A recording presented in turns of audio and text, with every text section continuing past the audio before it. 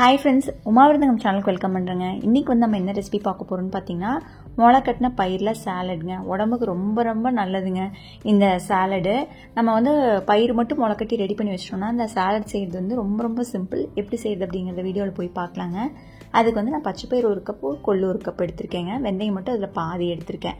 இதில் எல்லாத்தையும் நல்லா 2-3 தடவை கழுவிட்டு நான் வந்து ஒன்றா போட்டு ஊற வைக்கிறேன். நீங்கள் வேணும்னா எல்லாத்தையும் தனித்தனியாக கூட நம்ம ஊற வச்சுக்கலாம். இது வந்து ஒரு 12 மணி நேரம் ஊறணுங்க.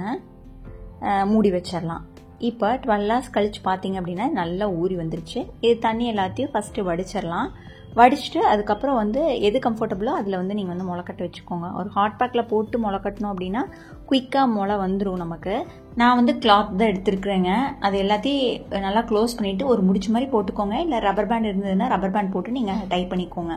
இது வந்து பச்சைப்பயிர் வந்து நமக்கு டக்குன்னு முளைப்பு வந்துடும்.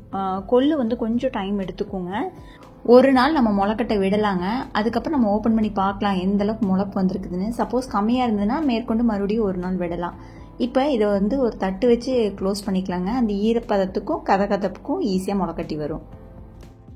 இப்போ அடுத்த நாள் பார்த்தீங்க அப்படின்னா ஓப்பன் பண்ணி பார்க்கலாங்க எப்படி இருக்குதுன்ட்டு முளைப்பு. இப்போ பார்த்தீங்கன்னா அங்கங்கே கம்மியாக தான் நமக்கு வந்து முளைப்பு வந்து வந்திருக்கு.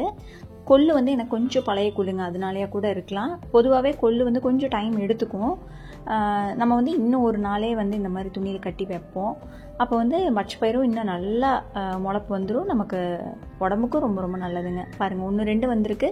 கொள்ளு வெந்தயம் வந்து ரொம்ப கம்மியாக தான் வந்திருக்கு. அதனால மறுபடியும் இன்னொரு நாளைக்கு வந்து நம்ம ஃபுல்லாக இதை கட்டி இதே மாதிரி கொஞ்சம் வெதுவெதுப்பாக இருக்கிற மாதிரி வச்சிட்டோம் அப்படின்னா நமக்கு சூப்பராக முளைப்பு வந்துடும். இது வந்து அடுத்த நாளுங்க. பார்த்தீங்கன்னா உங்களுக்கே நல்ல டிஃப்ரென்ஸ் தெரியும். ஒரு 2 நாள் முளைக்கட்டை வச்சுருங்க. நமக்கு வந்து நல்ல அந்த முளைப்பும் நல்லா நீளமாக வரும். நார்ச்சத்து இந்த முளைக்கட்டின பயிர் வகைகளில் நிறையவே இருக்குங்க. அதனால கான்ஸ்டிபேஷன் பிரச்சனையெல்லாம் இருக்குது அப்படின்னா இதை வந்து தொடர்ந்து நம்ம எடுத்துகிட்டு வரும்போது அந்த பிரச்சனையும் நமக்கு சரியாகும். ஹேருக்கும் ரொம்பவே நல்லதுங்க.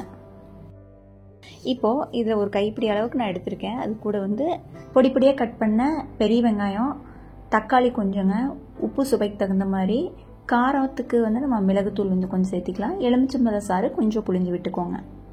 இது மட்டும் இல்லாமல் இது கூட துருவின கேரட்டு, அப்புறம் வேக வச்ச வேர்க்கடலை இதெல்லாம் கூட நம்ம எக்ஸ்ட்ராவாக சேர்த்திக்கலாங்க.